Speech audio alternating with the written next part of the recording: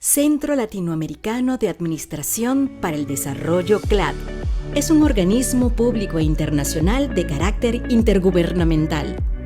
Su creación en 1972 fue respaldada por la Asamblea General de las Naciones Unidas con la idea de establecer una entidad regional que tuviera como eje de su actividad la modernización de las administraciones públicas, un factor estratégico en el proceso de desarrollo económico y social.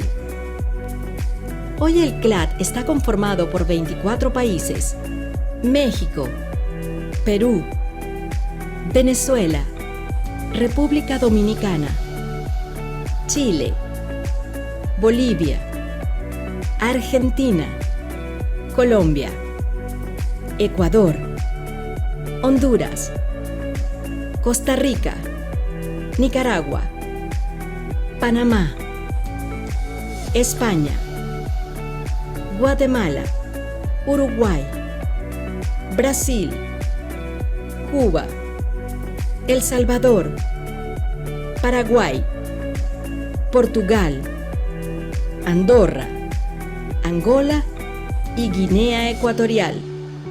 El CLAD promueve el análisis y el intercambio de experiencias y conocimientos en torno a la reforma del Estado y la modernización de la administración pública mediante la organización de reuniones internacionales especializadas. Publica trabajos académicos y técnicos, especialmente mediante su revista Reforma y Democracia.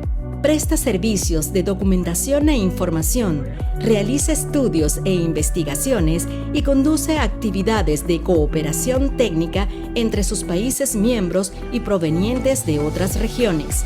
El Congreso Internacional del CLAD es un evento celebrado anualmente y que se ha consolidado como el encuentro de mayor importancia en Iberoamérica para presentar y debatir experiencias e investigaciones realizadas sobre la reforma del Estado y de la administración pública. En el Congreso se dan cita las más altas autoridades nacionales, regionales y locales de los países miembros del CLAD, así como personas provenientes del ámbito académico, representantes de organismos internacionales, gubernamentales y no gubernamentales. Durante sus años de existencia, el CLAD ha publicado numerosas cartas iberoamericanas, entre las que destacan la Carta Iberoamericana de la Función Pública, el Código de Buen Gobierno, la Carta Iberoamericana de la Calidad, la Carta Iberoamericana de Ética e Integridad y la Carta Iberoamericana de Innovación en la Gestión Pública. Todas ellas son referencias imprescindibles para el funcionamiento más eficaz y cercano a los ciudadanos de la gestión pública.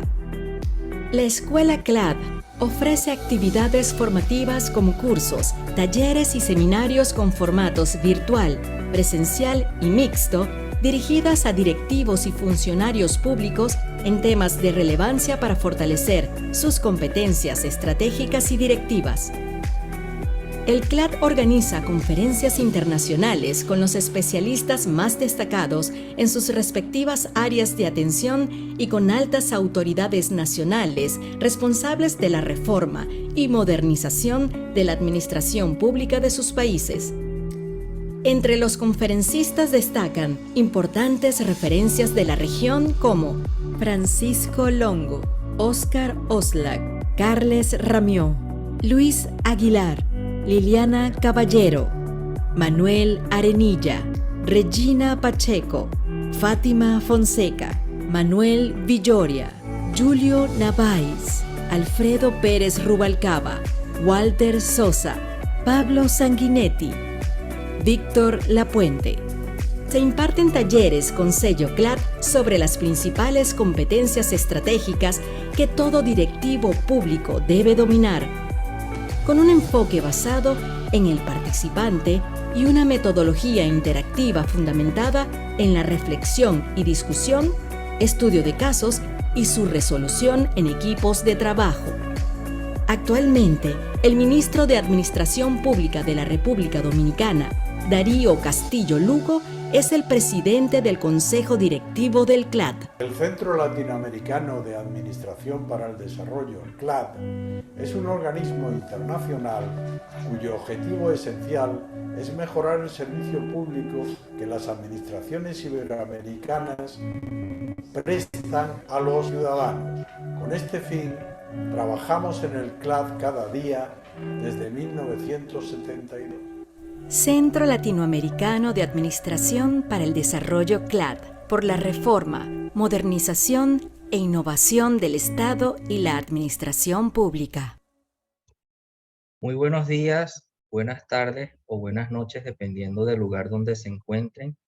Le damos la más cordial bienvenida al curso Sello CLAD, Estado y Sociedad en América Latina, Formación, Actuación, Organización y Transformación, a cargo del profesor Óscar Osla. Hoy estamos realmente honrados de tener este curso a cargo del profesor Óscar Osla, que como conocerán es toda una referencia en los temas de Estado y Administración Pública, no solo en América Latina, sino a nivel internacional. Con este curso, el CLAD suma el intercambio necesario de ideas en torno al mejoramiento de la administración pública, un tema tan importante para la mejor prestación de los servicios en nuestros países, en nuestras administraciones, en nuestras sociedades. Antes de dar inicio a la clase y dejarlos con el profesor, quisiera recordarles que la clase de hoy está siendo grabada y pueden consultarla más tarde en nuestro campus virtual. También recordarles que para sus preguntas pueden utilizar la opción levantar la mano o dejarla mediante el chat de preguntas y respuestas que está en la parte inferior. Sin más preámbulo, dejo con ustedes al profesor Óscar Osla. Adelante, profesor. Cómo no, muchas gracias, Leonel. Bueno, de nuevo también, buenos días, buenas tardes, o creo que buenas noches en el caso de Sebastián Pantoja, si es que se encuentra en el aula, porque según veo está residiendo en Corea del Sur, donde deben ser las 10 de la noche. Estoy con enorme satisfacción presentando este curso. A partir de hoy vamos a tener 10 reuniones.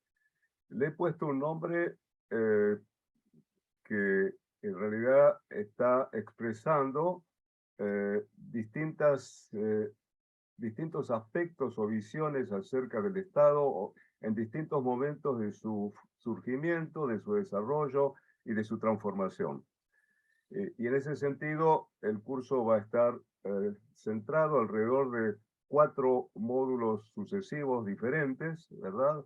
Donde en primer lugar vamos a estar conversando sobre los procesos de formación del Estado en América Latina, sobre todo durante el siglo XIX, pero llegando también a nuestros días. Posteriormente estaremos conversando sobre la actuación del Estado, fundamentalmente a través de sus políticas públicas.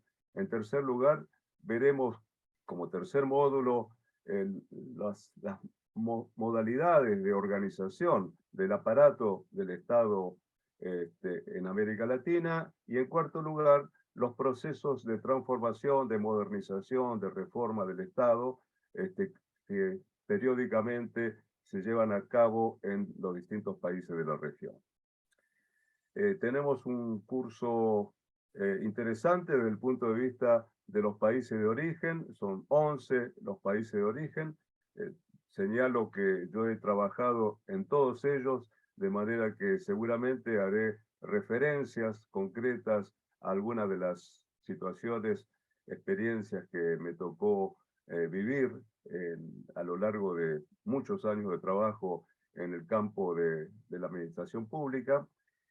Y por otro lado, las profesiones de las que ustedes están formados son variadas, de manera que estoy con la expectativa de que tengamos una interacción intensa a lo largo de estas distintas clases. Vamos a conversar entonces en primer lugar con relación al tema de los procesos formativos del Estado, para lo cual voy a estar compartiendo pantalla y si me permiten un momento, lo haré desde el comienzo.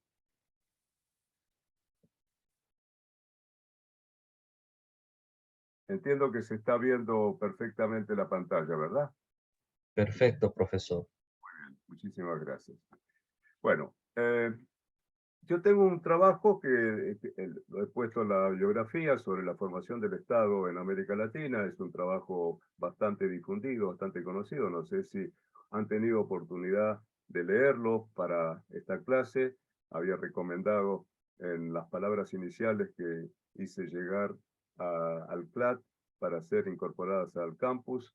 Entiendo que han sido ya difundidas, de manera que ustedes ya conocen quiénes están formando parte de esta clase, cuál es la proveniencia en cuanto a países y en cuanto a formación. Y por lo tanto quiero en primer lugar desarrollar esta clase planteando una serie de preguntas, una serie de interrogantes que vamos a tratar de ir respondiendo, y ustedes en todo caso si tienen alguna duda o comentario, en cualquier momento pueden levantar la mano. Yo voy a hacer 2 pausas a lo largo de mi clase y al final voy a dejar también un espacio para intervenciones. ¿De qué estado estamos hablando? ¿Cuánto ha transcurrido desde la formación de los estados en América Latina? Pero antes de eso, podemos preguntarnos si es posible la existencia de una sociedad sin Estado, porque el foco de nuestra clase, de nuestro curso, va a estar centrado alrededor de las relaciones entre sociedad y Estado.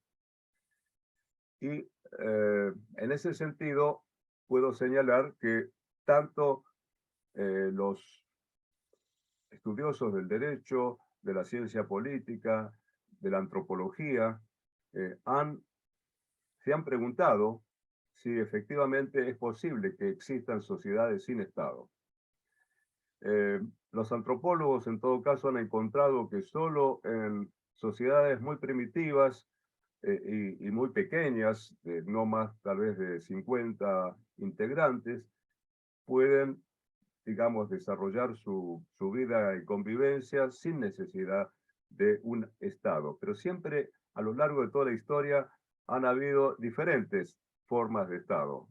Ha habido tribus, imperios, distintas formas de organización de la sociedad, ciudades-estado, en el caso de Grecia, la Grecia antigua me refiero, por supuesto, pero el Estado como lo conocemos contemporáneamente, es decir, el Estado nacional, es una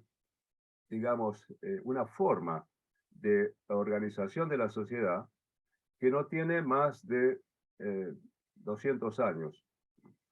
E inclusive no podemos decir que, aunque en América Latina en un par de décadas prácticamente se produjeron sucesivamente procesos de independencia, no podemos decir que la independencia implicó la existencia de un Estado, porque tenemos que ver cuál fue el proceso a través del cual esos estados terminaron consolidándose y adquirir lo que llamo los atributos del Estado, los atributos de la estatidad, es decir, de la condición de ser Estado. Y eso vamos a ir viéndolo sucesivamente. Pero por otro lado, lo que quiero destacar es que el proceso de formación del Estado tiene que ver directamente, además, con el proceso de construcción de la propia sociedad. Es decir, tenemos que hablar de un proceso de construcción social. Y en ese sentido, a la par que se va produciendo la formación del aparato institucional del Estado, también se van produciendo creaciones en el plano de la sociedad. Y en ese sentido, partimos de la idea o el concepto de Estado, todavía de un Estado inexistente, de un protoestado tal vez, porque antes de la formación del Estado, ¿qué es el Estado? Es un tema que vamos a volver a plantear enseguida. Pero considero que la formación del Estado requiere básicamente la constitución de tres pactos. Tres pactos, y este es un tema que vamos a tener que retener porque vamos a volver sobre él una y otra vez.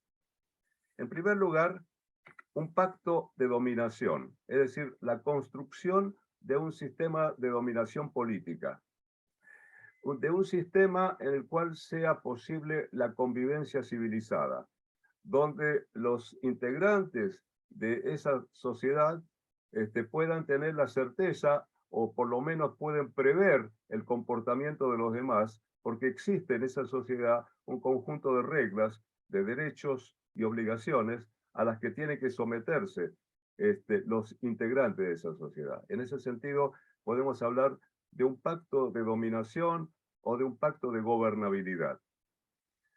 Primer pacto. Segundo pacto tiene que ver con la constitución de un sistema de relaciones de producción dentro del territorio delimitado por una nación. Es decir, un pacto de división social del trabajo. ¿Quiénes son los actores que van a asumir la responsabilidad fundamental de la producción, básicamente producción económica, ¿no es cierto?, dentro de ese espacio territorial? Y en tercer lugar, tenemos que hablar de un pacto distributivo, es decir, cómo se distribuye el ingreso y la riqueza dentro de esa comunidad, cómo se distribuye el excedente económico que se generan esas relaciones de producción y en qué medida esa división o esa distribución diferente que en sistemas capitalistas como los que conocemos en América Latina desde el siglo XIX, dan lugar a la creación de distintas clases sociales. Es decir, si las clases sociales son un componente de este proceso de construcción social, las relaciones de producción son también un componente de ese proceso de construcción social, y el sistema de dominación es también un componente de ese sistema, en realidad tenemos que considerar que esos tres pactos te van a constituir en última instancia la responsabilidad fundamental que va a asumir el Estado. ¿En qué sentido? Tengo que explicarlo esto un poco más. En el siglo XIX, sobre todo en la segunda mitad del siglo XIX, el lema dominante de ese periodo era orden y progreso. Hoy en día, esos términos, orden y progreso, han sido, digamos, traducidos en otros conceptos. Hoy en día podemos estar hablando de gobernabilidad y desarrollo, por ejemplo, ¿no? Pero si ustedes recorren la experiencia histórica, sobre todo de la segunda mitad del siglo XIX, verán que, bueno, según las experiencias de cada uno de los países que integran la región, demoró, digamos, un periodo que va de una década a 7, 8 o 10 décadas, un siglo entero, hasta que efectivamente pudo consolidarse un Estado, hasta que definitivamente pudo resolverse la cuestión del orden en la sociedad. Prácticamente todos nuestros países han estado sometidos a largos procesos de enfrentamiento, de guerras y de luchas civiles dentro del territorio, y fue, digamos, se requirió atravesar un largo periodo hasta que efectivamente pudo consolidarse un orden. ¿Un orden para qué? Un orden para el progreso, un orden para el desarrollo, un orden que requería además la constitución dentro de ese espacio territorial de relaciones de producción. Y entonces vamos a ver que sucesivamente, a lo largo del tiempo, y por supuesto con diferencias de país en país, primero hubo que consolidar ese orden, en segundo lugar, constituir las relaciones de producción, desarrollar económicamente a las sociedades, y pronto empieza a observarse en ese proceso que la distribución del ingreso y la riqueza es desigual, porque es desigual en el capitalismo, y por lo tanto dan lugar a lo que a fines del siglo XIX y comienzo del siglo XX se llamó la cuestión social. La cuestión social hoy la podremos traducir en términos de lo que llamamos la distribución equitativa o no del ingreso y la riqueza, que genera en todo caso lugares diferentes, de diferentes clases dentro del conjunto de la estructura social. Entonces, señalo en primer lugar estos tres conceptos que están directamente relacionados con el proceso de construcción social. El concepto siguiente es el concepto de mercado. Es decir, la mayoría de los territorios que dieron lugar a la formación de estados nacionales en América Latina eran territorios desconectados entre sí, con enormes dificultades de acceso de unas ciudades a otras, que en realidad no eran siquiera ciudades, podemos decir que en algunos casos eran poblados o caseríos, ¿no? Por lo tanto, no existían mercados más que localizados, o en todo caso, mercados que se orientaban hacia afuera de los países. Voy a mencionar seguramente más de una vez el caso argentino, que es el que más conozco, ¿verdad? Pero conozco también, por supuesto, la experiencia de otros países de América Latina. Los mercados en el Río de la Plata, por ejemplo, en las provincias del litoral argentino estaban orientadas hacia Europa, las de la zona de Cuyo estaban orientadas hacia Chile, las del noroeste argentino estaban orientadas hacia el Alto Perú, es decir, hacia Bolivia o hacia el Perú mismo, hacia el Virreinato del Perú. Es decir, se trataba de zonas totalmente desconectadas entre sí que comenzaron a generar mercados interiores en la medida en que se desarrolló la infraestructura física del país. Estoy hablando de ferrocarriles, de caminos, etc. Por lo tanto, la creación de mercados también constituyen un componente de este proceso de construcción social. Otro que podemos observar dentro de este encadenamiento conceptual es el concepto de nación. ¿Qué es una nación? Todavía se sigue discutiendo, digamos, en teoría, la idea de nación. Es una idea, ¿no? Es una idea, es un sentimiento, es una forma de identificación entre las personas que conviven en una comunidad y dentro de un espacio territorial. Es un arco de solidaridades que puede estar fundado en un mito de origen o en una idea de destino común, ¿verdad? Es decir, tiene un carácter ideal, abstracto, de reconocimiento entre los individuos, y que no necesariamente nace el concepto de nación con la independencia, así como no podemos hablar todavía de un Estado nacional consolidado inmediatamente después de la independencia, tampoco el concepto de nación es automáticamente generado, o en todo caso la gente empieza a identificarse con una nación simplemente porque se haya declarado una independencia, ¿no? Los colombianos no fueron nación hasta mucho más adelante.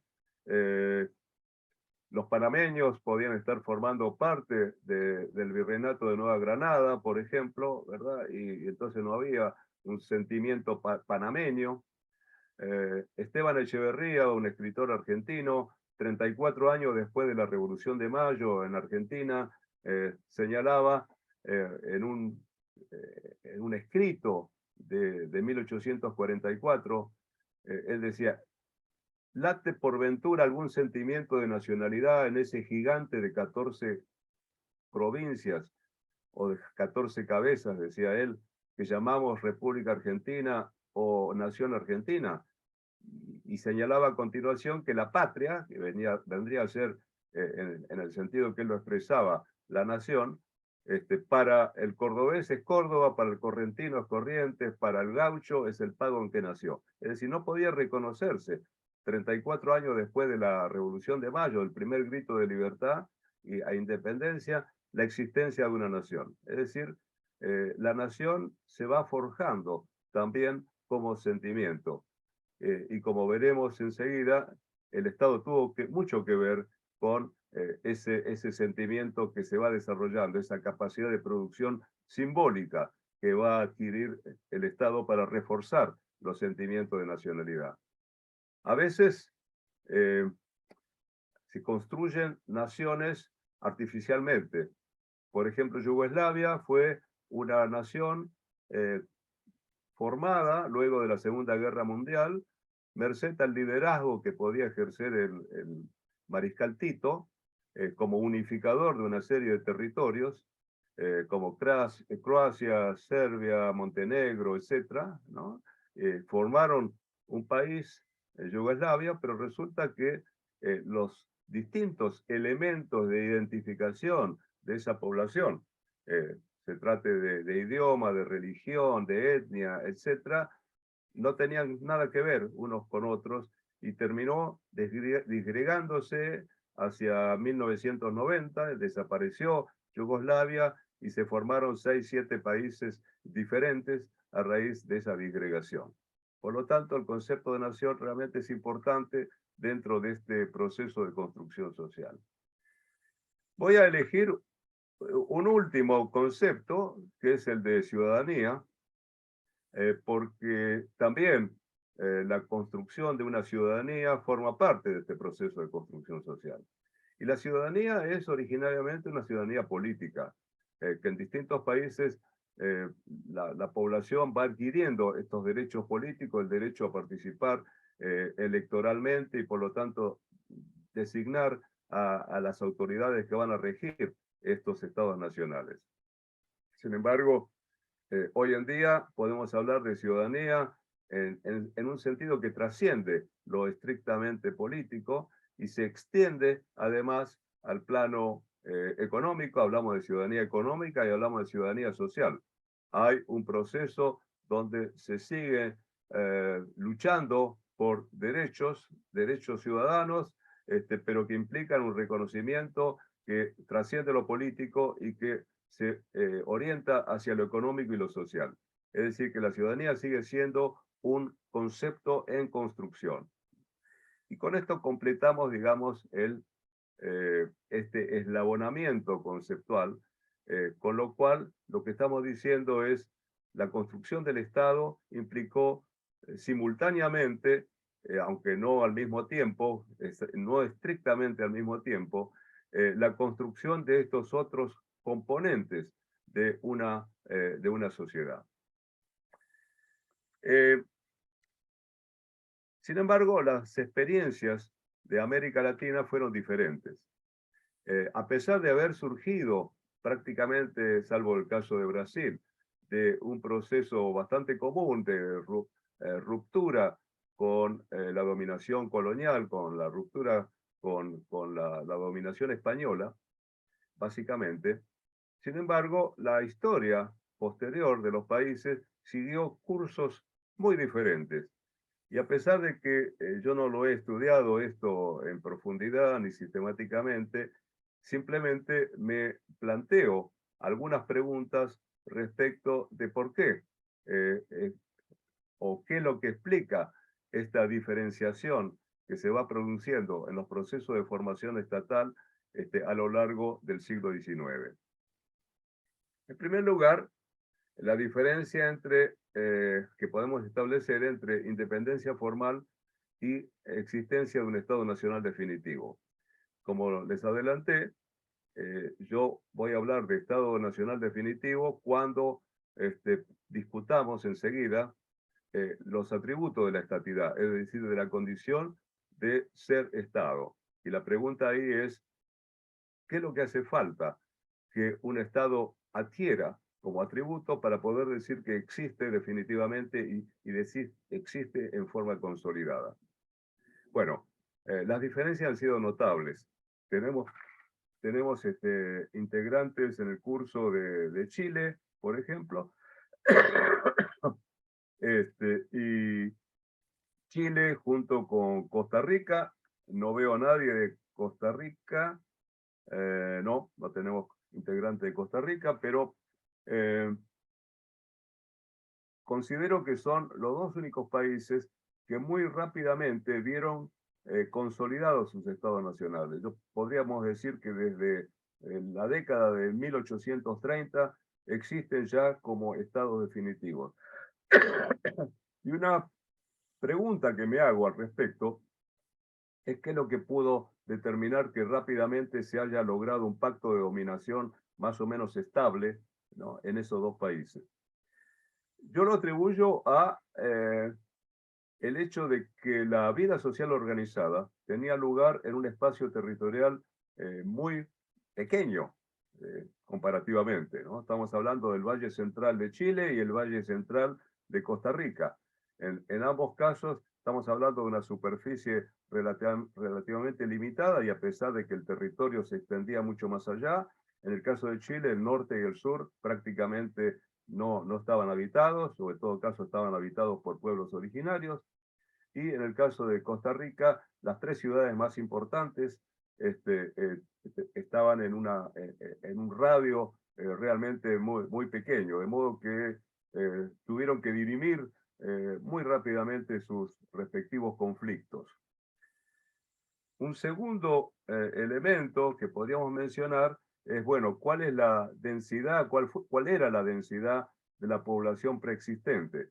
Cuando los estados nacionales se formaron en Europa, por ejemplo, Europa era un continente sumamente poblado, por supuesto mucho menos que en la época actual, pero en todo caso, en términos relativos, frente a la mayoría de los territorios despoblados de América Latina, la densidad poblacional pudo tener algo que ver. Y en ese sentido era diferente la situación de, por ejemplo, de Argentina o Uruguay respecto de Perú, ¿no?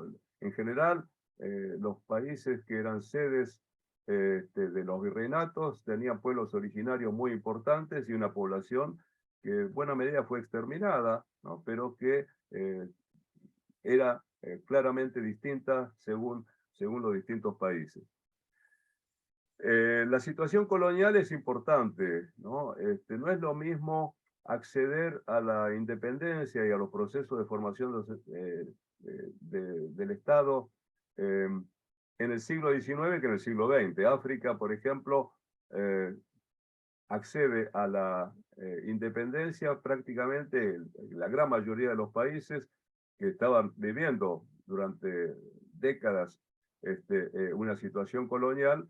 Bueno, después de la Segunda Guerra Mundial, prácticamente toda África sucesivamente va adquiriendo su independencia. Y no es lo mismo adquirir la independencia cuando ya el sistema capitalista está plenamente desarrollado que lo es, digamos, durante el siglo XIX, cuando recién estábamos, digamos, en la comienzo de la Segunda Revolución Industrial.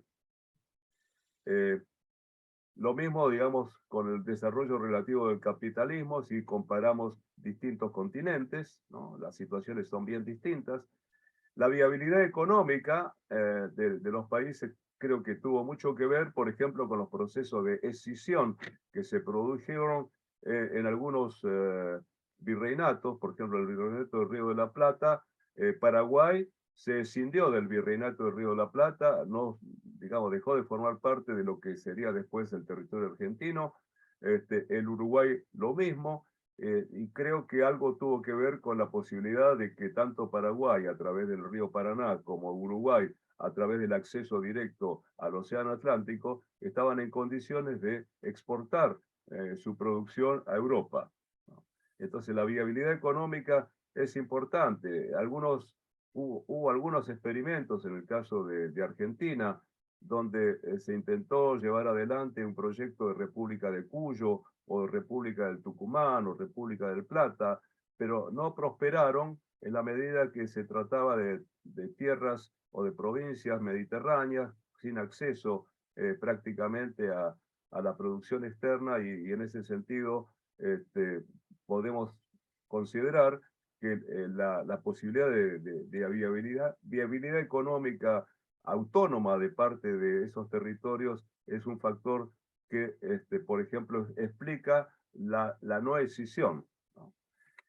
El aislamiento geográfico es un factor también importante, el caso de Bolivia, el caso de Paraguay, y el caso de Uruguay, son casos que por lo menos me hacen suponer que tuvo también algo que ver con el hecho de que estos países se hayan desprendido del virreinato del Río de la Plata.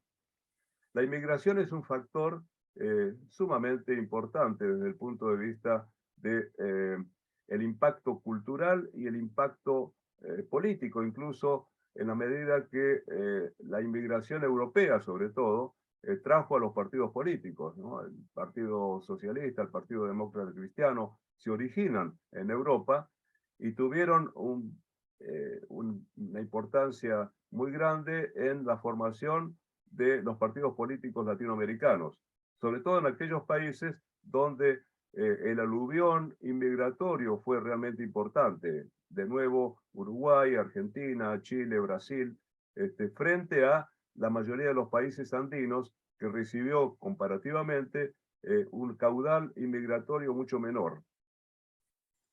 El peso de la tradición colonial y la organización virreinal es algo que se me ha ocurrido, ¿no? Es para investigar, que pudo haber tenido un impacto diferente. Yo estoy convencido de que aquellos virreinatos que tuvieron una larga existencia, me refiero al de la Nueva Granada, el de Perú, el de México, ¿no? Frente al del Río de la Plata, que tuvo apenas 34 años de vigencia, y donde la administración colonial no llegó a tener un peso, digamos, realmente decisivo en las prácticas, sobre todo las prácticas administrativas. Y creo yo que incluso las fórmulas administrativas que hoy se usan en países como Perú o México, son bien distintas a las que, por ejemplo, se han dado o se han desarrollado en el caso de Argentina, y creo que en ese sentido la tradición colonial tuvo algo que ver. La influencia de la Iglesia. La Iglesia ha sido una institución sumamente importante en este proceso de formación del Estado, sobre todo en la difusión de la educación. La Iglesia fue una institución central desde el punto de vista de los contenidos y incluso la propia actividad de instrucción pública que desarrolló en algunos países. La secularización fue un proceso que se dio muy tempranamente en algunos países, como el caso de Uruguay, ¿no? A veces utilizo esta imagen para reforzar esta idea. Uno camina por las calles de Montevideo y le cuesta encontrar una iglesia. En cambio, si recorre las calles de La Paz o las calles de Quito, ¿no? Va a encontrar una iglesia en cada esquina, ¿no? De manera que el peso sobre la educación en estos países de parte de la Iglesia, por ejemplo, ha sido fundamental, y en cambio, digamos, no así tanto en un país, señalé como otro extremo, el caso de Uruguay, donde incluso la Semana Santa se llama Semana de Turismo, es decir, prácticamente se han desprendido de todo tipo de términos religiosos. Un factor adicional que plantean Cardoso y Faleto en Dependencia y Desarrollo en América Latina, un famoso libro que fue, yo diría, uno de los textos fundamentales en materia de teoría de la dependencia en América Latina, diferenciaban en ese libro lo que llaman las economías de enclave frente a economías donde el principal recurso económico estaba en manos de una burguesía local, o una burguesía que recién se estaba formando, ¿no? Pero donde, por ejemplo, el caso de Argentina, esa burguesía local dominó el proceso de producción y consiguió que parte del excedente económico fuera redistribuido dentro del propio territorio, frente a economías de enclave donde venía una empresa extranjera, producía bananas o lo que fuera, ¿no? Y prácticamente todo el excedente económico volvía a la metrópoli, es decir, a los a las naciones sede de donde provenían esas empresas. Y esto hace una diferencia importante desde el punto de vista de la formación de una burguesía local. Yo recuerdo, por ejemplo, haber trabajado en República Dominicana, o también es el caso de Honduras, ¿no? Y otros países de Centroamérica, donde la economía de enclave eran muy importantes y donde, por ejemplo, cuando cae Trujillo en República Dominicana, prácticamente más de la mitad del patrimonio nacional pertenecía a la familia, ¿no? Y hubo que crear una empresa, digamos, administradora del conjunto de empresas de la familia que pasaron a patrimonio del Estado, frente a la inexistencia casi de una burguesía nacional. Y por último, digamos, hay una serie de factores étnicos, religiosos, lingüísticos que pudieron tener algo que ver con estos factores diferenciales en los procesos de formación estatal. Hay países que son plurinacionales, como el caso de Bolivia, es el caso del Ecuador, ¿no? Donde hay distintos pueblos originarios, donde hay distintos idiomas reconocidos como idiomas oficiales, ¿no? Situación que no se da en otros países. Entonces, bueno, habrá que ver en qué medida estos factores étnicos, religiosos o incluso lingüísticos, donde conviven distintas lenguas, pudieran tener algo que ver con estas diferencias en los procesos formativos. Voy a hacer una última observación ahora respecto de esta idea de procesos de formación, para abrir el diálogo, porque como había quedado, voy a tratar de que podamos tener oportunidad de intervenir a través de las respuestas que quieran dar por escrito o verbalmente, si lo habilitan, digamos, respecto a los temas que vengo desarrollando hasta ahora. Lo último es esto, le pongo como título Metamorfosis y conceptualización. Y es un problema típico de las ciencias sociales, ¿no? Es decir, cómo conceptualizamos fenómenos que tienen un carácter histórico y tienen una dinámica formativa donde el fenómeno va adquiriendo diferentes formas, diferentes estatus, diferentes condiciones, ¿no? Y la estamos designando con una misma categoría analítica, es decir, ¿qué es un Estado cuando no es todavía un Estado? ¿No? ¿Qué es una clase social cuando no se ha consolidado como clase social? En cambio, uno puede decir larva, puede decir oruga, puede decir crisálida, puede decir mariposa, y en realidad estamos hablando del mismo insecto. Un insecto que va adquiriendo distintas fases a lo largo de su evolución, y como podemos prever cuál va a ser su fase, la siguiente fase, y la forma que va adquiriendo es distinta, la llamamos a cada una de ellas de una manera diferente. Bueno, eso no ocurre necesariamente con el Estado. Entonces, en ese sentido, digamos, la mariposación, ¿no? Para usar, digamos, una expresión, ¿no? El proceso de mariposación, ¿no? Llamémoslo de alguna forma, no se da en el caso de los estados, como no se da en general en las distintas categorías o conceptos teóricos que utilizamos para designar fenómenos en ciencia social. Quería simplemente hacer esa diferencia, porque a veces utilizamos, ¿no? Gambitos, podemos decir así, ¿no? Gambitos conceptuales, formas de salir del paso de esa situación, donde sabemos que no estamos hablando de lo mismo, pero no sabemos todavía cómo llamarlo. Por ejemplo, cuando decimos transición de la dictadura a la democracia, ¿no? Bueno, hay una transición, un proceso que puede durar 1 año, 2 años, 3 años. ¿Cómo llamamos a las situaciones intermedias, ¿no? A veces le ponemos nombres como democraduras o dictablandas, por ejemplo, ¿no? Se ha utilizado estos términos, dictablandas o democraduras, para hacer referencia a una situación donde ya dejó de ser estrictamente una dictadura, pero todavía no es una democracia, ¿no?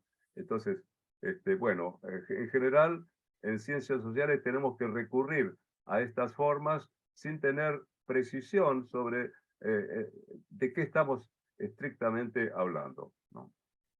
Entonces, abro ahora, no sé si me puedes ayudar en esto, Leonel, para ver qué tipo de intervenciones hay, si hay preguntas. Sí, profesor, tenemos una pregunta de Carlos Rodríguez para luego dar paso a Andrés Pavón, que tiene la mano levantada. Carlos Carlos, Rodríguez de Venezuela, ¿verdad? bueno, acá no tengo específicamente el país, pero podemos preguntar para que él nos indique.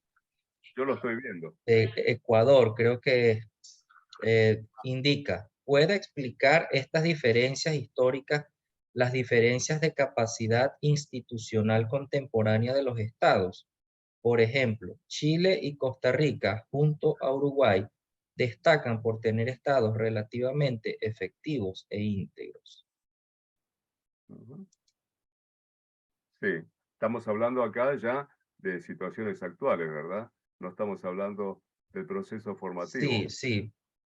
Le Porque repito nuevamente, ¿pueden explicar estas diferencias históricas, las diferencias de capacidad institucional contemporánea de los estados? Por ejemplo, contemporánea. Chile, sí, contemporánea. Chile y Costa Rica, junto a Uruguay, destacan por tener estados relativamente efectivos e íntegros. Bueno, sí, efectivamente hay varios Rodríguez. Pues, yo tomé el nombre de aquí de Carlos Rodríguez, Venezuela, dice, pero efectivamente me dice que es de Ecuador. Sí. No lo tengo en la lista, por eso. No está en la... no está en- Sí, dice acá, soy venezolano, pero vivo en Ecuador, dice Carlos. Ah, perfecto, perfecto, perfecto. Bien. A ver, yo diferenciaría entre Chile y, por un lado, y Costa Rica por otro, respecto al caso uruguayo. Por ejemplo, Costa Rica nunca participó de la República Centroamericana. ¿No? En ese sentido, algo que no dije hasta ahora, pero que me parece importante destacar. Los procesos de formación del Estado no coincidieron necesariamente con la Declaración de Independencia. No me refiero solamente a la consolidación o los atributos de la estatidad, sino del hecho de que todo el mapa de los virreinatos se reconfiguró varias veces, ¿no? Y de distinta manera. El virreinato de Nueva Granada, por ejemplo, dio lugar a Venezuela, Colombia, Panamá, etcétera, pero digamos, hubo sucesivos cambios de límites y de naciones, ¿no? El caso de Costa Rica, por ejemplo, Costa Rica mantuvo siempre su identidad separada y no formó parte de la República Centroamericana. El caso de Uruguay, en cambio, los enfrentamientos hasta la consolidación del Estado Nacional demoraron muchas décadas. Podemos hablar de la consolidación del Estado en Uruguay recién en el siglo XX, ¿no? Cuando llega el vallismo y cuando culmina el proceso de enfrentamiento entre blancos y colorados, ¿no? Pero fue el vallismo, yo creo en el caso uruguayo, el que consolidó al Uruguay verdaderamente, ¿no? Y tal vez le dio esa impronta que Uruguay tiene hoy como uno de los países más democráticos de América Latina, ¿no? Y menos corruptos, por ejemplo, ¿no? No sé si esto tiene que ver con la Constitución, porque la pregunta entiendo que incluye la Constitución. La mayoría de los países de América Latina tuvieron varias constituciones sucesivamente, de manera que no sé hasta qué punto, eso lo ignoro, no puedo responder a la pregunta desde el punto de vista del impacto constitucional, pero sin duda creo que hay otros factores, otros elementos que pueden explicar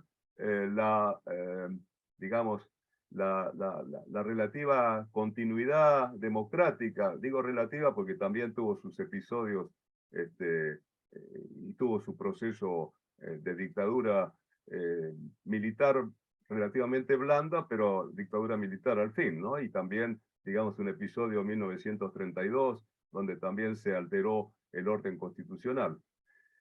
Pero sé que tenemos muchos abogados, abogadas en el curso y no tengo, digamos, un conocimiento de las constituciones de cada uno de los países, por supuesto, y en qué medida pudieron haber impactado sobre la estabilidad actual de esos tres países que mencionas. Gracias, profesor. Ahora tenemos una mano levantada de Gino Boca. Voy a habilitar el micrófono para que pueda hablar. Un participante de Chile, ¿verdad? Gino. No sé dónde vives, pero...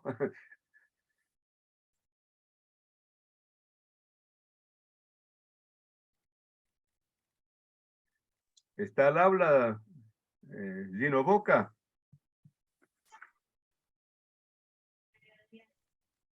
Un momento, profesor. ¿Cómo no? Adelante, Gino. Vamos a habilitar tu micrófono. ¿Aló? ¿Se me escucha? Perfecto. Escucho, Gino. Bien. Buenos días a todos. Efectivamente, yo alcancé a leer gran parte del material que expuso el profesor y me pareció bastante interesante, pero a la vez difícil de digerir, digamos, todos los conceptos que allí emanan, ¿no? Pero por ejemplo, cuando hablamos de las relaciones de producción, ¿no es cierto?, entre los dueños del capital y el asalariado, en el caso de Chile, obviamente ha habido una evolución, porque en el tiempo de la colonia, ¿no es cierto?, partió con esta clase burguesa en que los connotados históricos que nosotros destacamos como Higgins, Carrera, ya venían, ¿no es cierto?, de una conformación de clase social dueña del capital, ¿ya? Y esto fue evolucionando hasta el día de hoy, en donde tenemos clanes de familia que, ¿no es cierto?, son los dueños del país, como Lux y otros más, ¿ya? Entonces, en ese sentido es importante destacar, digamos, ese hecho conceptual que obviamente conforman este concepto de dominación que habla el profesor en su texto, ¿ya? Pero me gustaría preguntarle, digamos, él de hecho en el texto lo señala, ¿no es cierto?, de que no solamente está la dominación económica, ¿ya?, sino que también hay toda una concepción ideológica de información que ayudan a que esta concepción de Estado mantenga este poder de dominación de las clases sociales sobre la clase asalariada. Entonces, yo le agregaría un elemento adicional que tal vez no está explícitamente dicho y que ha influido mucho en los países latinoamericanos, que lo mencionó ahora hace poco, que tiene que ver con las clases militares, ¿ya? No sé si podríamos dominar la clase propiamente tal, pero coayudan, ¿no es cierto?, a esta dominación porque fueron los que levantaron, digamos, estos procesos de dictadura en varios países latinoamericanos, como Argentina, ¿no es cierto?, en el caso chileno propiamente tal. Entonces, me gustaría que pudiera a lo mejor ahondar un poquito esa parte de la concepción del Estado y cómo se mantiene hasta hoy día, digamos, ¿no es cierto?, latente en los países latinoamericanos. Mira, Gino, vamos a estar hablando de estos temas en el curso, por supuesto.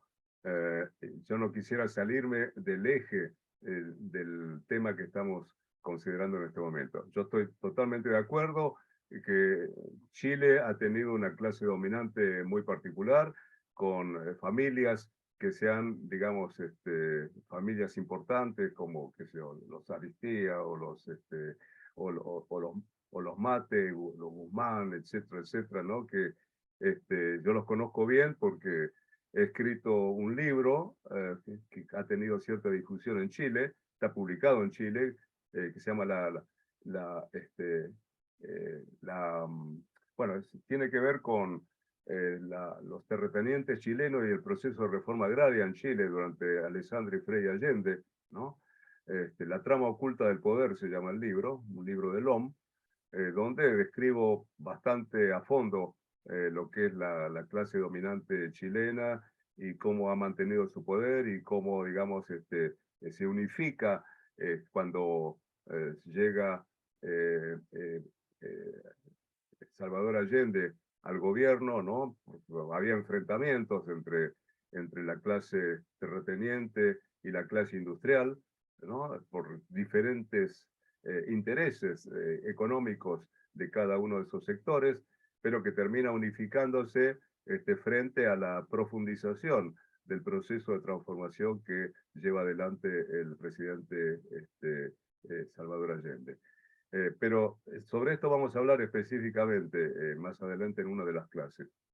Así que no, si no te parece mal, dejamos la pregunta para más adelante. ¿De acuerdo? Muchas gracias, profesor. Tenemos muchas preguntas, pero no sé si quiere continuar y las dejamos al final o puede ir respondiendo ahora las que tenemos. Voy a avanzar un poco porque me gustaría ir ganando terreno conceptual, ¿no? De acuerdo, profesor. Voy a hacer otra pausa hacia el final. No me di cuenta que la clase avanza tan rápidamente, ¿no? Voy a hacer una serie de distinciones aquí desde el punto de vista conceptual, ¿no? Entre lo que llamamos Estado y lo que llamamos nación. No son definiciones. Yo les voy a dejar a ustedes el PowerPoint cuando termine de desarrollar este módulo o desarrollar este PowerPoint en particular.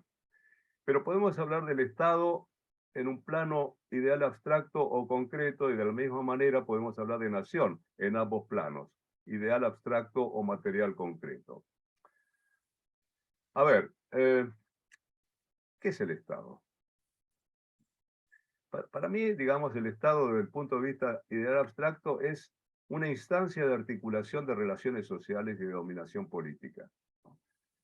Esto es abstracto. Uno no toca al Estado, toca un edificio, toca a la gente que trabaja en el Estado, ¿no? En realidad es, como digo, una especie de tejido conjuntivo, tejido conectivo, tejido de sostén, que sostiene a la sociedad, ¿no? El tejido conjuntivo es el tejido que recorre todo nuestro cuerpo, todo el cuerpo humano, ¿no? Y en ese sentido es un tejido que sostiene a nuestros órganos. De la misma manera como el Estado articula, reúne las partes, distintas partes de una sociedad y las sostiene, ¿no? Es una especie de cemento de la organización social. Eso es el Estado. El Estado está en nuestras cabezas, está en la Constitución, el Estado está en la legislación, ¿no? Pero, digamos, lo que vemos es una expresión material del Estado, es decir, un conjunto de instituciones, un aparato en el cual se condensa el poder y los recursos de la dominación política. Entonces podemos pensar en, no son definiciones estrictas, ¿no? Sino son simplemente imágenes que quiero transmitir para que se entienda esta diferencia entre los dos planos. Desde el punto de vista de nación, hablamos de nación justamente como, primero, un ámbito territorial, ¿sí? Pero donde hay gente que se identifica por este mito de origen, este sentimiento de pertenencia, este sentimiento de destino común, donde todos estos elementos culturales, étnicos, de idioma común, etcétera, pesan desde el punto de vista de la identificación. Es, digamos, un arco de solidaridades frente, es decir, un nosotros frente al ellos, a ellos que están en otro lado, digamos, más allá de un límite territorial. Y también hay un elemento material concreto que digamos, es el que resulta de los intereses diferenciados resultantes de la integración de la actividad económica dentro del espacio territorial, ¿no? Es decir, esta idea de mercado, esta idea de creación de una burguesía articuladora de relaciones de producción, también tiene que ver con la existencia de un Estado. Digamos, territorios separados e incomunicados entre sí no conforman, desde el punto de vista material, una nación. Pero una nación, al mismo tiempo, se articula a través de relaciones económicas, ¿no? Dice un economista neoliberal, tal vez extremo, von Mises. Von Mises dice, la relación económica es la relación social por excelencia. Por lo tanto, digamos, uno podría considerar que en este plano material concreto también existe una nación desde el punto de vista de los vínculos que establecen las localidades y las personas a través de esta idea de mercado. Quiero centrarme ahora en el tema de los atributos de la estatidad, es decir, ¿cuándo un Estado es un Estado? Hay un primer atributo, yo voy a utilizar, digamos, una frase nomás para dar una idea general. Existe un Estado cuando hay un reconocimiento explícito por parte de otras naciones, naciones que en el siglo XIX conformaban lo que se llamaba el Concierto de las Naciones, un reconocimiento explícito de la soberanía política de un Estado nacional, ¿no? Y por lo tanto, digamos, una incorporación a ese concierto de las naciones. Eso ocurrió muy tempranamente, ocurrió porque tenía interés en ese reconocimiento, sobre todo los países europeos que no podían comerciar con las colonias. Entonces, muy rápidamente, apenas hubo una declaración, un movimiento de libertad o declaración de independencia, inmediatamente países como Inglaterra, Francia, Bélgica, etcétera, salieron a reconocer la soberanía política de los países. Y en cambio, por supuesto, España demoró muchos años, tal vez 15, 20 años en algunos casos, hasta que efectivamente reconoció el fin de la dominación colonial y por lo tanto la soberanía política de las nuevas naciones. Hay países que no consiguen todavía esa incorporación a, digamos, a una comunidad de naciones. El caso de Palestina, por ejemplo, donde hay países como Brasil o Argentina que reconocen, no sé cuántos más, pero que reconocen a Palestina, pero no forma parte Palestina todavía del sistema de las Naciones Unidas. Entonces, le falta ese atributo de reconocimiento externo de la soberanía por parte de otros estados. Segundo atributo es la institucionalización de la autoridad. Y esto básicamente coincide con la definición de Max Weber de lo que es un Estado. Es decir, es aquel que pretende el monopolio de la coerción física dentro de un espacio territorial. Dice que pretende, y es interesante hablar de la pretensión y no necesariamente de haber logrado totalmente el monopolio de la coerción física, porque este fue un atributo que demoró particularmente muchos años en muchos casos. El caso argentino, por lo menos hasta que se unificó el país en 1862, después de la existencia de dos países, que eran el Estado de Buenos Aires y la Confederación Argentina, bueno, después de la batalla de Pavón, enfrentamiento entre dos países, de hecho, se forma por primera vez el Estado Nacional unificado.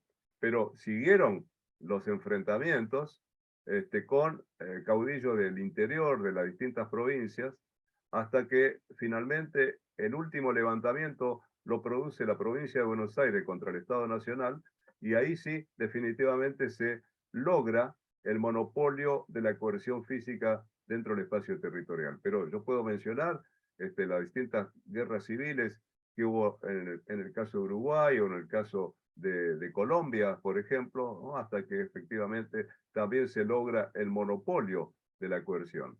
Monopolio de la coerción que no necesariamente se conserva indefinidamente, porque existen todavía hoy zonas del territorio colombiano en manos de, bueno, de lo que queda de la guerrilla, ¿no? Existen zonas en el territorio mexicano que no están controladas por el Ejército Nacional, están controladas todavía por mafias, por narcotráfico, por movimientos separatistas, como fue el caso del zapatismo, o el caso de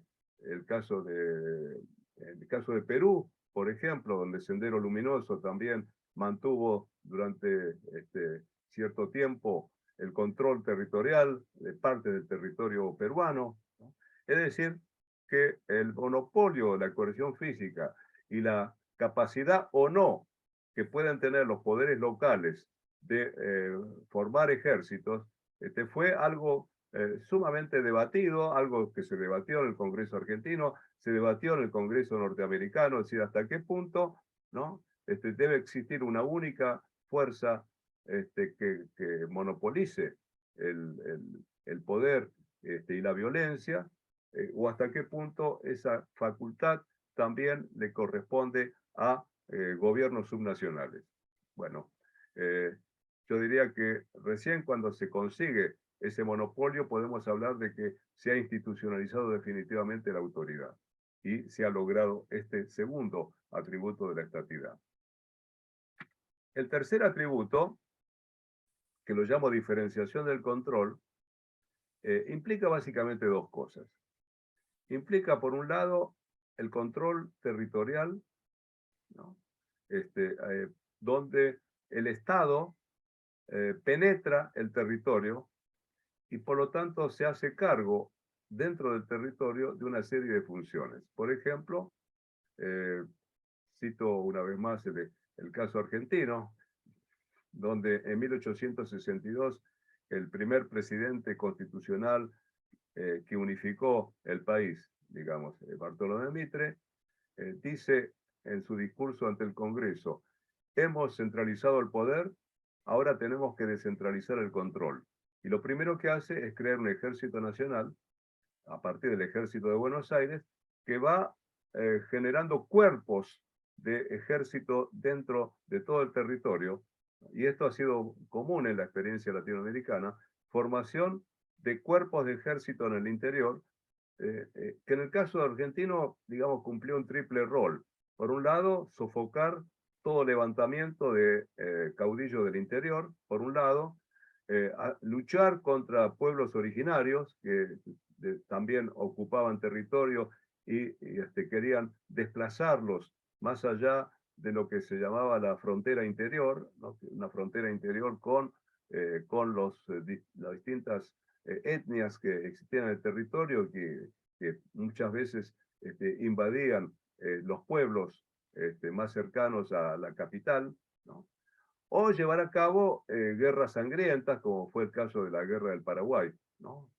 Donde también la localización física de las Fuerzas Armadas permitió, digamos, luchar en territorios cercanos, por supuesto, al Paraguay, en la medida que había batallones destacados en el territorio adyacente, ¿no?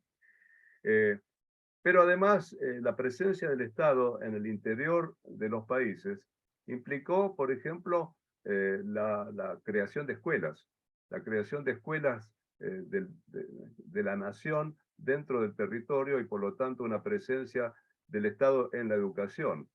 O implicó, por ejemplo, la creación de aduanas interiores desde el Estado Nacional en el interior. Es decir, en definitiva, la creación de un aparato institucional que poco a poco se iba haciendo cargo de una serie de funciones, de responsabilidades, para producir eso que planteo en la definición, es decir, esa instancia de articulación de relaciones sociales y de producción de bienes y servicios. O llevar a cabo, por ejemplo, las obras de infraestructura física, de construcción de caminos, de postas, de ferrocarriles, etc. Pero está también el lado ingreso. Así como todo esto supone gasto público, está el lado de ingreso del Estado. O sea, la constitución de un aparato recaudador de impuestos que permita financiar justamente el gasto público. Y en ese sentido, hay una larga historia en América Latina donde, si bien la fuente fundamental de tributación de recursos financieros de los que, digamos, se hacía el Estado para poder llevar adelante la creación de ese aparato institucional, provenía en principio de la aduana. La aduana fue históricamente, incluso desde la época de la colonia, la fuente fundamental de recursos del Estado.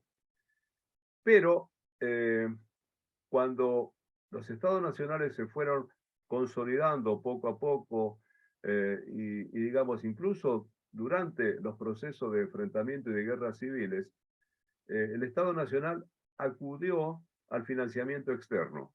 Yo he estado leyendo hace poco, digamos, la situación de algunos otros países, más allá del mío, que conozco bastante bien en cuanto a lo que implicó el endeudamiento, ¿no? Pero, digamos, el endeudamiento y el financiamiento externo fue una fuente fundamental de desarrollo económico. Lo señala el propio Carlos Marx en El Capital, en el libro El Capital, en el tomo de la acumulación originaria, donde él señala justamente la experiencia de algunos países europeos que encontraron en el financiamiento externo y en la deuda pública la posibilidad de anticipar en el tiempo inversiones que de otra manera hubieran demorado, hubieran exigido un periodo mucho más extenso y por lo tanto lo hacían, es decir, lograban ese financiamiento en la medida en que al mismo tiempo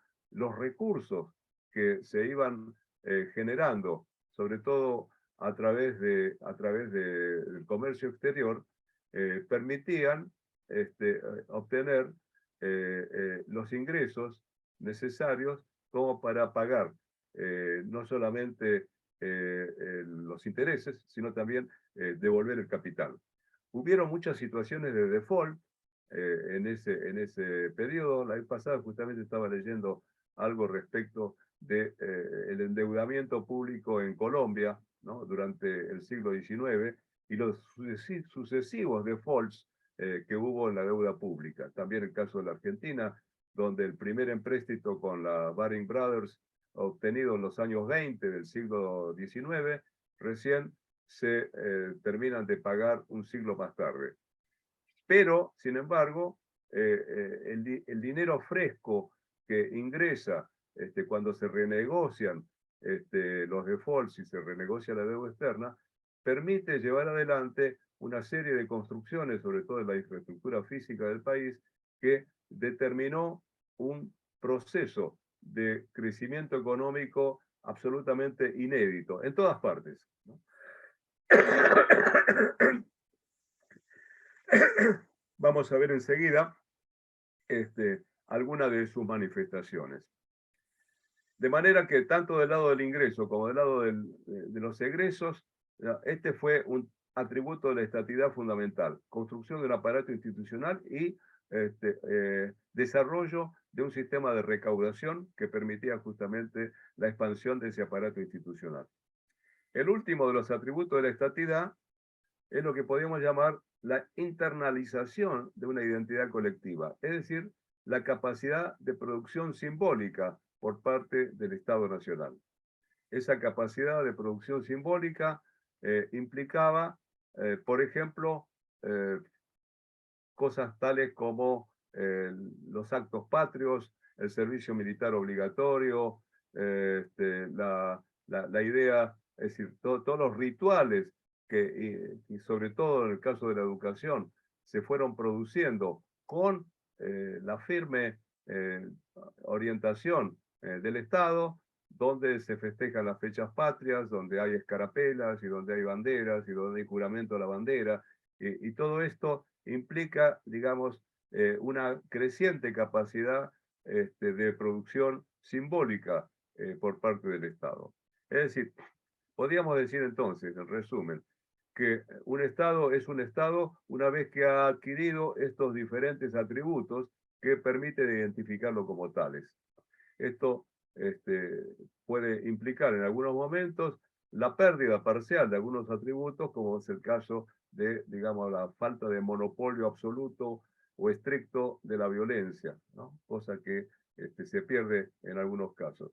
Y en otros casos puede llevar a procesos de disgregación nacional, ¿no? Como el caso que mencioné de Yugoslavia, o los casos que encontramos en algunos países, a veces Santa Cruz de la Sierra, con la idea de autonomizarse respecto del resto de Bolivia, o el caso de las comunidades españolas que también buscan autonomizarse en alguna medida, o el norte de Italia respecto del sur, etcétera, etcétera. Movimientos que resurgen periódicamente, ¿no? Porque quieren diferenciarse desde el punto de vista de su adhesión a una nación. ¿Qué es lo que determinó la formación del Estado? Otra pregunta que podemos hacernos. Y acá hay tres posibles explicaciones, y voy a dar cuenta de ellas rápidamente. Una que podríamos considerar una explicación determinista. Fue el capitalismo desarrollado sobre todo a partir de mediados del siglo XIX, el que produjo las transformaciones necesarias como para que el Estado pueda emerger y empezar a cumplir ese papel de articulador de relaciones sociales, ¿no? Esto lo he visto planteado en distintos textos y en distintos países, pero frente a esta explicación, que, como digo, puede ser considerada determinista, aparecen explicaciones, digamos, más voluntaristas, o sea, la aparición, el surgimiento de hombres providenciales que irrumpen en un determinado escenario y lo transforman todo, ¿no? Se llamen los científicos mexicanos, o el Olimpo costarricense, o la generación del 80 en la Argentina. Es decir, de pronto un conjunto o una clase, ¿verdad? Emprendedora que produce una transformación social profunda, ¿no? Y a ellos se les atribuye la responsabilidad de haber sido los actores fundamentales de ese proceso. Y una tercera posibilidad es el azar, ¿no? Es decir, muchas veces el azar interviene, a veces en una contienda bélica, a veces en la muerte de algún líder carismático o lo que fuera, y eso puede torcer el curso de los acontecimientos, ¿no?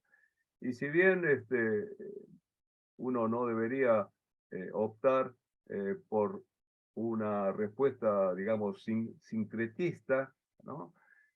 Diciendo, bueno, un poco de cada uno de estos factores pudo haber sido determinante, ¿no?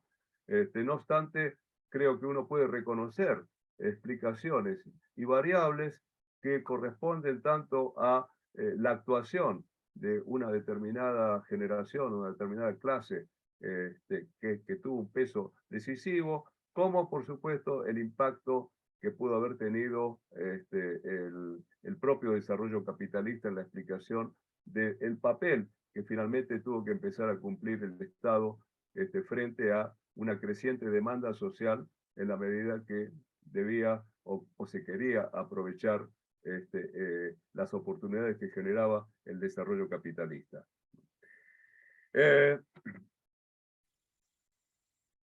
Y con este punto que voy a desarrollar ahora, quisiera, digamos, ir terminando la clase de hoy, pero dejando al mismo tiempo oportunidad para que nos extendamos unos minutos y puedan ustedes hacer algunas preguntas o comentarios, ¿no?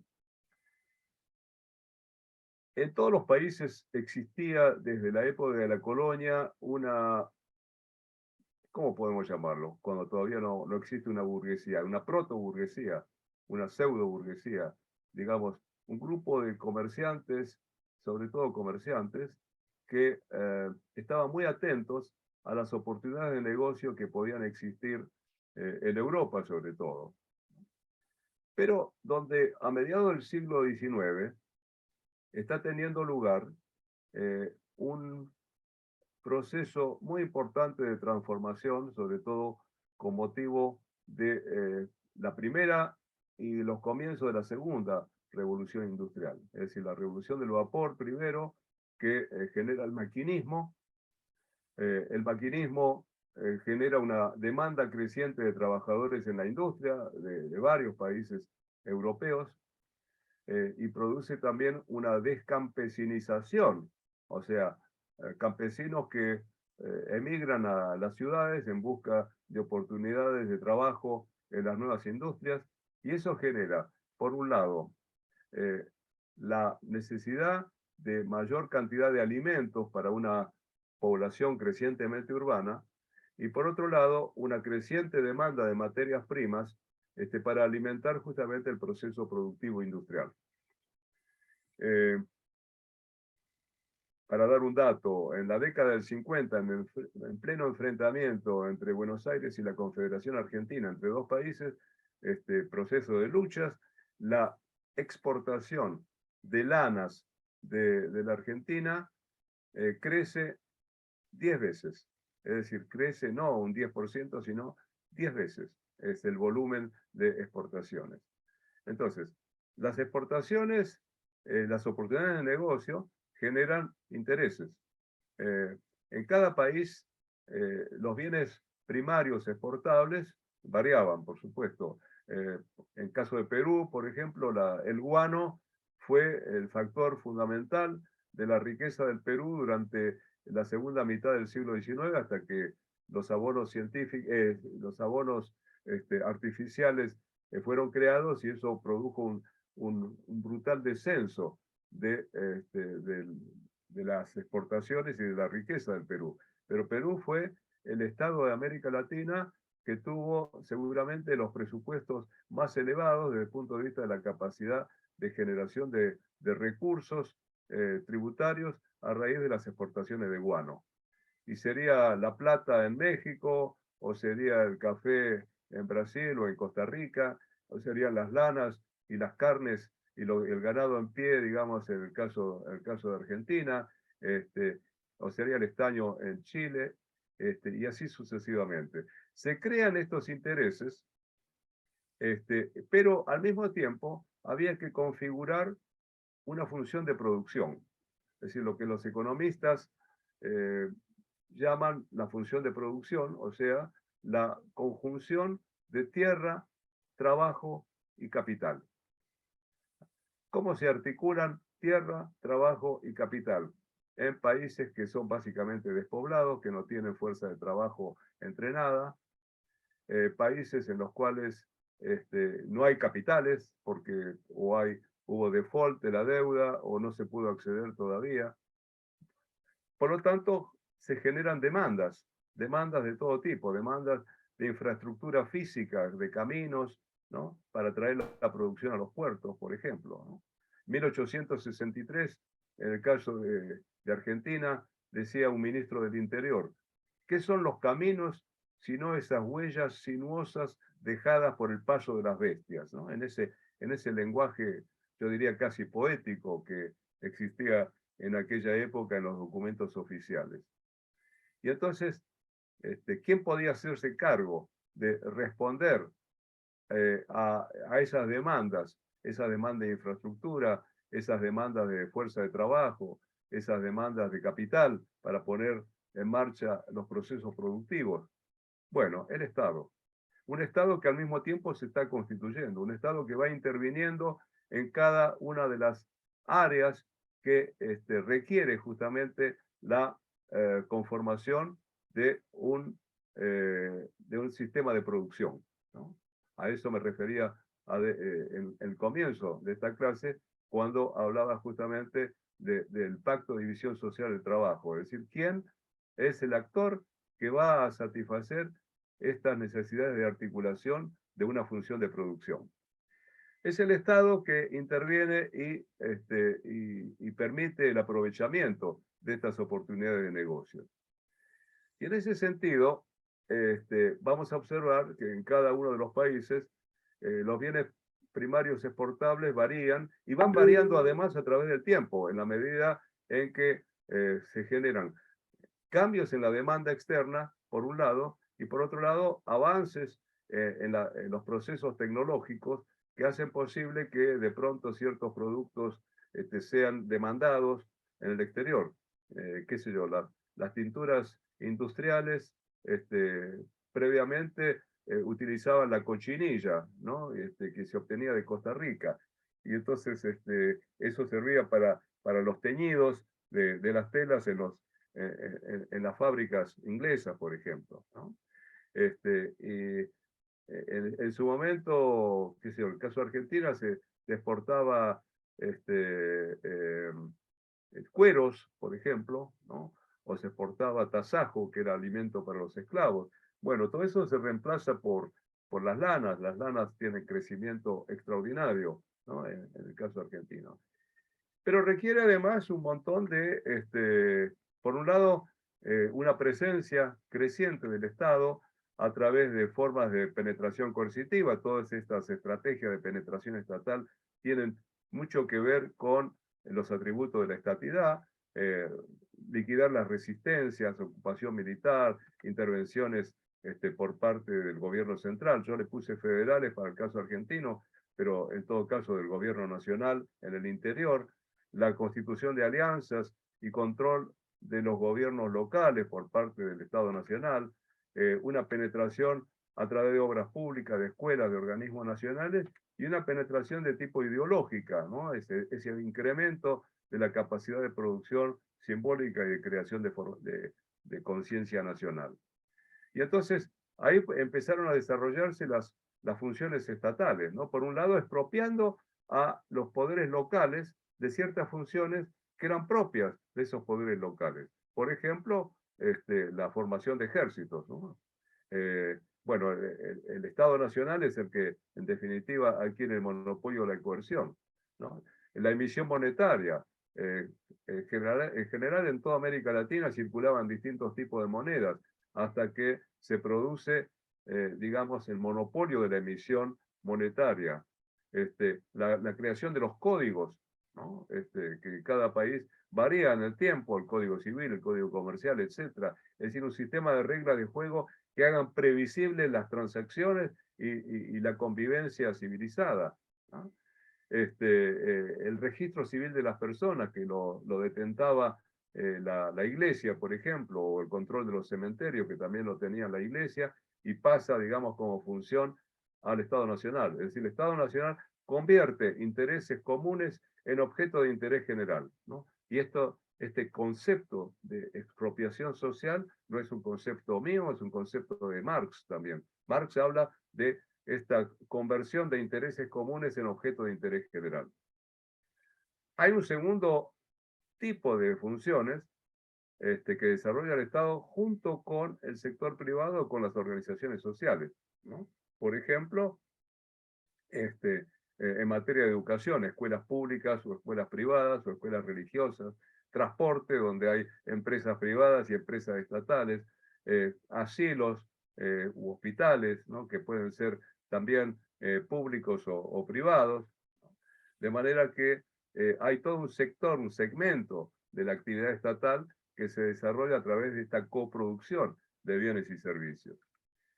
Y por otro lado, a medida que el Estado Nacional se va expandiendo, se va desarrollando y va adquiriendo mayores capacidades, en esa misma medida asume cierto tipo de responsabilidades, como por ejemplo garantizar empréstitos, cosa que no estaba en condiciones en los orígenes del Estado, ¿no?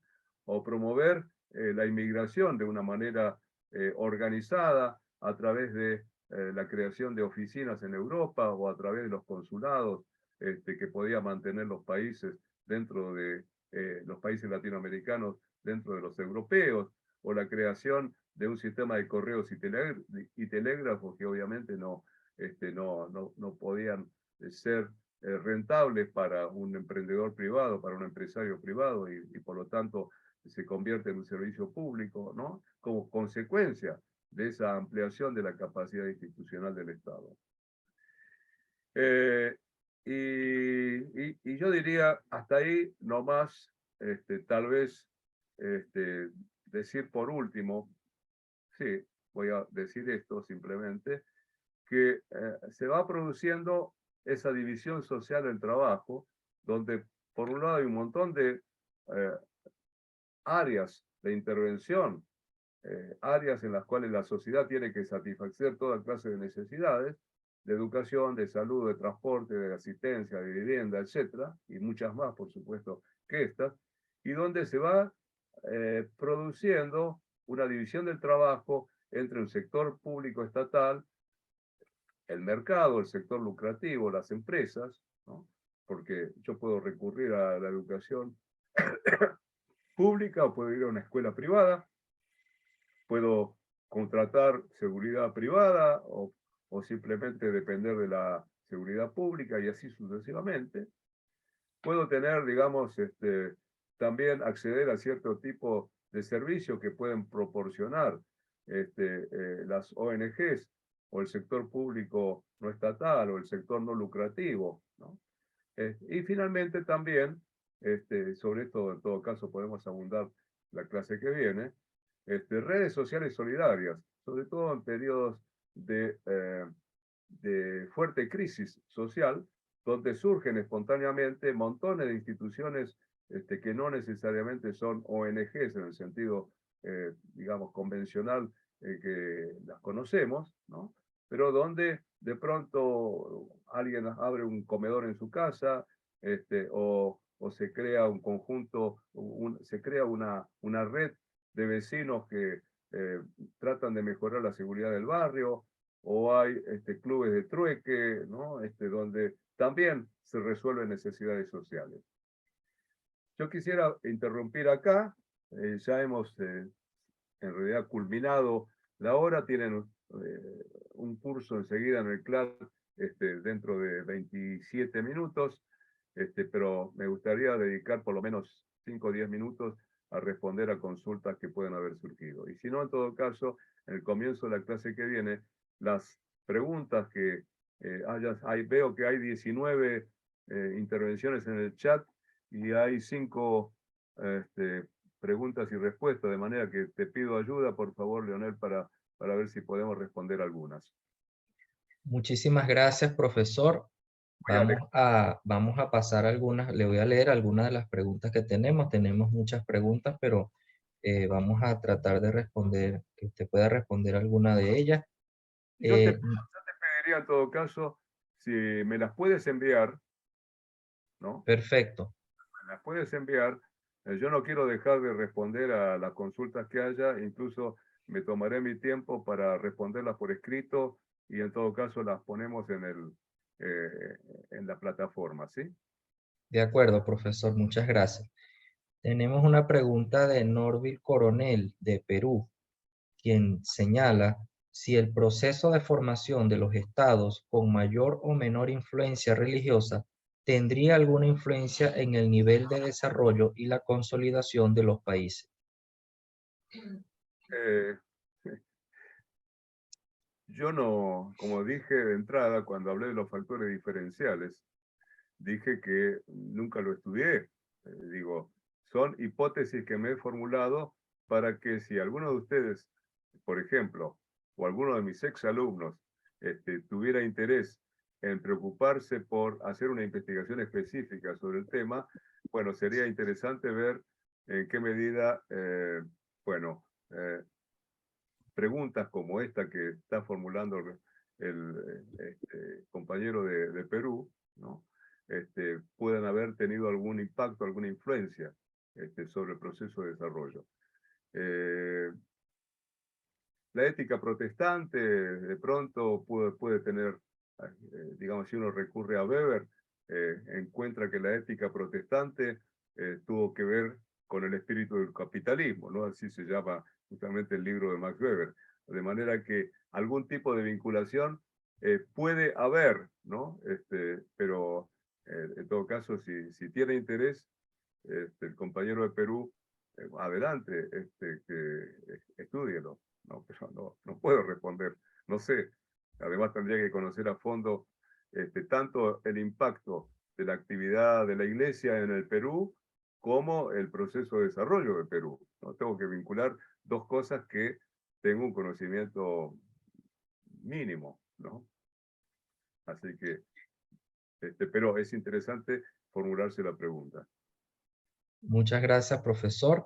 Genoveva Alemán de México pregunta, ¿puede entonces entenderse que la consolidación del Estado-Nación responde en gran medida al desarrollo de las fuerzas productivas? Sabemos que fue el diferenciado en cada país de la región, pero podría fijarse como un elemento constitutivo del Estado capitalista en América Latina. Así es, efectivamente, yo estoy convencido de eso. Estoy convencido de que, bueno, la extraordinaria expansión que sufrieron las economías de la gran mayoría de nuestros países, ¿no? Tuvo absolutamente que ver, totalmente, ¿no?, con la construcción de una economía capitalista con sus particularidades, ¿no? Porque, como señalé, de pronto, si tomamos simplemente esta diferencia entre países con una burguesía nacional o local, más bien, más que nacional, local, activa, ¿no?, que tuvo un papel considerable en el desarrollo de la función de producción económica, ¿no?, en la articulación entre tierra, trabajo y capital, y en la inserción realmente notable en la economía mundial. A mí no me cabe ninguna duda que de otra manera no se hubiera producido ese proceso de desarrollo económico. Ahora, que ha sido diferente en cada país, que ha sido más objeto de expoliación en algunos casos, ¿no?, o de creación de mayores lazos de dependencia que en otros, que ciertos países tuvieron mayores grados de autonomía respecto de su propio desarrollo, respecto de otros, bueno, tampoco me cabe duda, ¿no? Pero toda América Latina accedió al capitalismo a partir de la inserción del sistema económico mundial. Eso, y por lo tanto todo su aparato institucional estuvo de una u otra forma al servicio de ese proceso de expansión. Muchas gracias, profesor. Tenemos ahora una pregunta de Rommel Torres de El Salvador, quien dice, manifiesta que el concepto de nación no nace con la independencia. En nuestros países de Centroamérica, como que retomamos que la nación es producto de la independencia de España. ¿Me explica si es así o nace anteriormente? No. En el caso de los países centroamericanos, llegaron a formar parte de una república centroamericana, ¿no? Es decir, creo que en algún momento fueron 3, en otro momento fueron 4 los países. Hay una serie de libros que yo de alguna manera asesoré a los autores hace muchos años atrás, donde se hizo un libro por cada uno de los países de formación estatal, cada uno por supuesto con su especificidad, ¿no? Pero no podemos decir que hubiera una nación, un sentimiento nacional centroamericano, ¿no? Porque finalmente terminamos con 5 países diferentes en Centroamérica, ¿no? Entonces, ¿cuándo se fue desarrollando ese sentimiento de nacionalidad? Yo no conozco los detalles, porque tendría que conocer la de los 20 y tantos países de América Latina y de Caribe, además, los 17 países del Caribe, cada uno tuvo su historia propia y realmente no la conozco. Conozco el proceso, digamos, de formación de los estados en general en América Latina, pero no conozco cada uno de los casos. Si la pregunta es si hubo sentimiento de nacionalidad en Honduras o en Guatemala, bueno, ¿cuándo se produce ese sentimiento? ¿Cuándo podemos decir que la población de cada uno de esos países se identifica efectivamente con el nombre que lleva finalmente la nación? No. Hay que verlo caso por caso. Muchas gracias, profesor. Vamos a pasar una última pregunta por razones de tiempo. El resto de preguntas se las haré llegar luego al profesor. Marcelo Párraga de Bolivia pregunta, si la entendí bien, ¿podría entenderse al Estado en Latinoamérica como un concepto asociado? Entonces, ¿qué consecuencias tienen en sus burocracias? Perdón, ¿un concepto asociado a qué? Él pregunta solamente como un concepto asociado.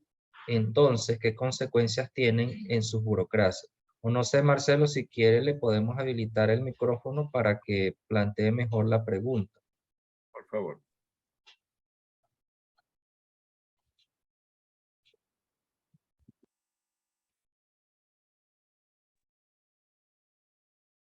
Marcelo Párraga. Marcelo, te Disculpe, hemos habilitado el micrófono.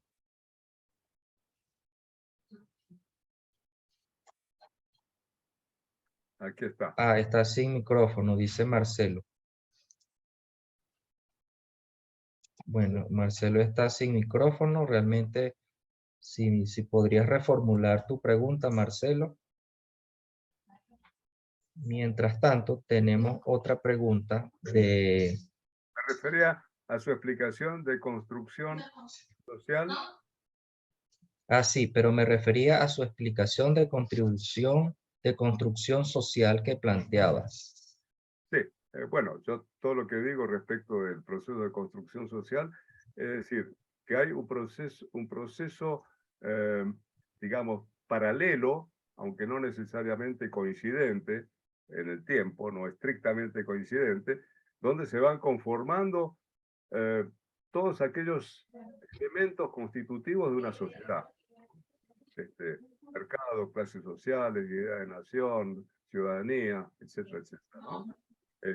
Pero, digamos, donde hay un proceso de, digamos, de construcción simultánea, de construcción común, donde la propia interacción entre ese Estado y esa sociedad, que todavía no podemos decir que sean sociedades estrictamente nacionales, ¿no? En el sentido que lo he planteado, ha terminado de conformarse. Por eso hablamos de un proceso constitutivo, por eso hablamos de un proceso de construcción social. Y eso se dio en todas partes, a menos que alguien tenga o conozca por la experiencia de su país alguna situación diferente. Me encantaría conocerla, ¿no?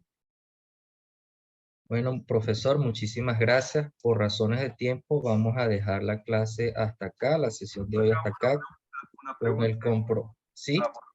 una única pregunta última que he escrito, que no llegué a ver por parte de una compañera. La estaba leyendo cuando desapareció de la pantalla. En el chat de preguntas, o en la parte, El chat, porque tenemos dos chats.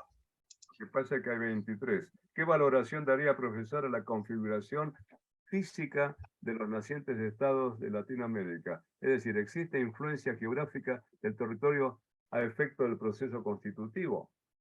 Bueno, yo creo que sí. Yo supongo que además hice referencia a ese aspecto físico, digamos, sobre todo la posibilidad de acceder a los mercados internacionales desde el propio territorio, por ejemplo, a través de ríos o a través del acceso oceánico, ¿no? Países interiores pudieron haber tenido mayores dificultades. Imagínense ustedes lo que implicó para un país sin salida al mar, o pues la tuvo en algún momento, ¿no? Como el caso de Bolivia, justamente recorrer los territorios requeridos hasta llegar al puerto, ¿no? Y de ahí exportar. También depende de la época, ¿no? Una cosa es a partir de 1850, cuando cambia, por ejemplo, la navegación a vela, se transforma en navegación a vapor y se reduce enormemente el tiempo de las travesías, o la posibilidad de contar con ferrocarriles que puedan llevar rápidamente la producción a los puertos. Bueno, todos esos son factores diferenciales importantes, ¿no? Bueno, muy bien. Continuamos el día jueves, ¿no? Recuerden, el día jueves a la misma hora, 9 de la mañana de Venezuela. ¿Alguien dice algo? Disculpe, profesor, puede continuar. No, digo, a la misma hora, es decir, a la misma hora de cada uno de nuestros países. Sigan leyendo el material que corresponde a este módulo. Vamos a tratar de completarlo en la clase que viene para después pasar al segundo módulo que seguramente va a ser de mayor interés para ustedes, porque tiene que ver con el análisis de políticas públicas, es decir, con la actuación del Estado. Muchísimas gracias, profesor. Con estas palabras damos por concluida la sesión de hoy, agradeciendo a todos los alumnos también por su activa participación el día de hoy y recordando que la clase de hoy estuvo siendo grabada y estará disponible más tarde, así como la presentación utilizada por el docente en nuestro campus virtual de la Escuela del CLAD. Les esperamos entonces el día jueves y toda la información se la estaremos recordando también por el grupo de WhatsApp de alumnos de este curso. Muchísimas gracias y bueno, será hasta el jueves. Muy bien, adiós. Centro Latinoamericano de Administración para el Desarrollo CLAD es un organismo público e internacional de carácter intergubernamental. Su creación en 1972 fue respaldada por la Asamblea General de las Naciones Unidas con la idea de establecer una entidad regional que tuviera como eje de su actividad la modernización de las administraciones públicas, un factor estratégico en el proceso de desarrollo económico y social. Actualmente, el ministro de Administración Pública de la República Dominicana, Darío Castillo Lugo, es el presidente del Consejo Directivo del CLAD. El Centro Latinoamericano de Administración para el Desarrollo, CLAD, es un organismo internacional cuyo objetivo esencial es mejorar el servicio público que las administraciones iberoamericanas prestan a los ciudadanos. Con este fin, trabajamos en el CLAD cada día desde 1972.